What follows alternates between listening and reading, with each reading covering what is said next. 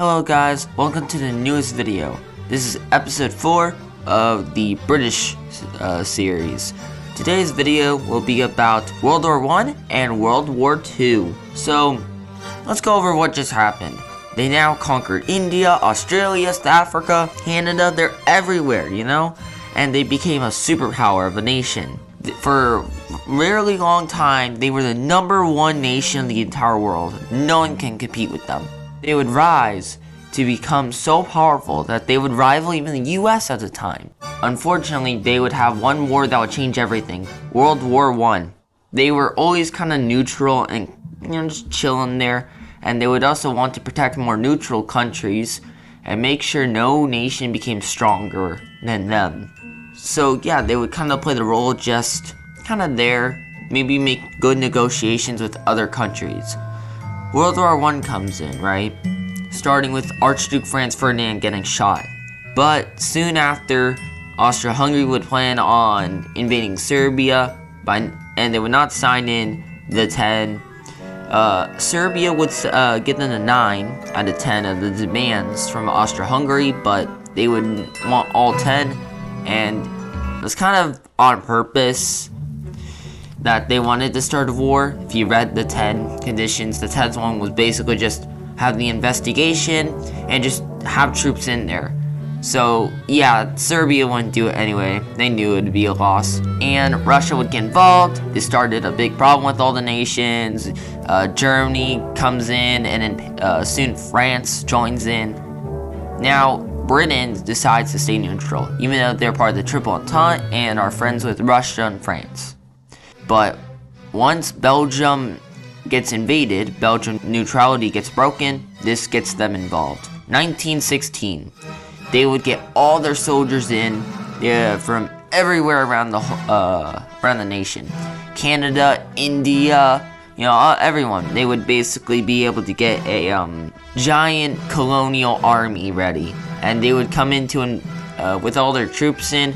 And this is one of the contributing reasons why World War I was in the favor of the Entente.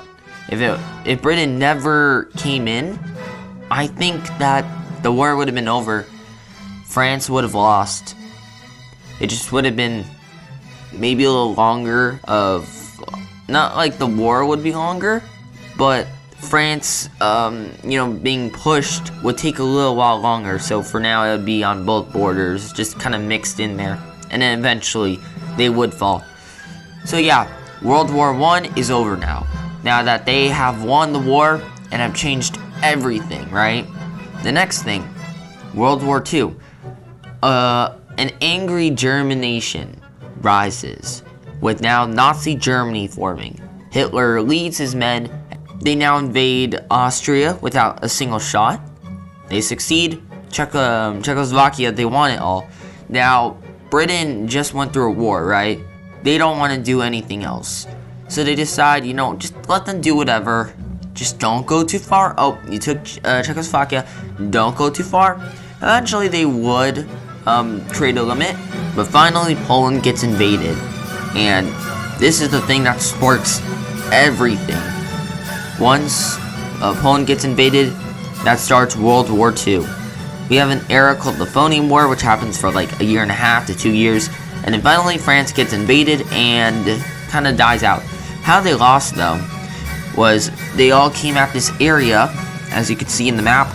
And as they were pushing, Germany would come in from behind and knock them out.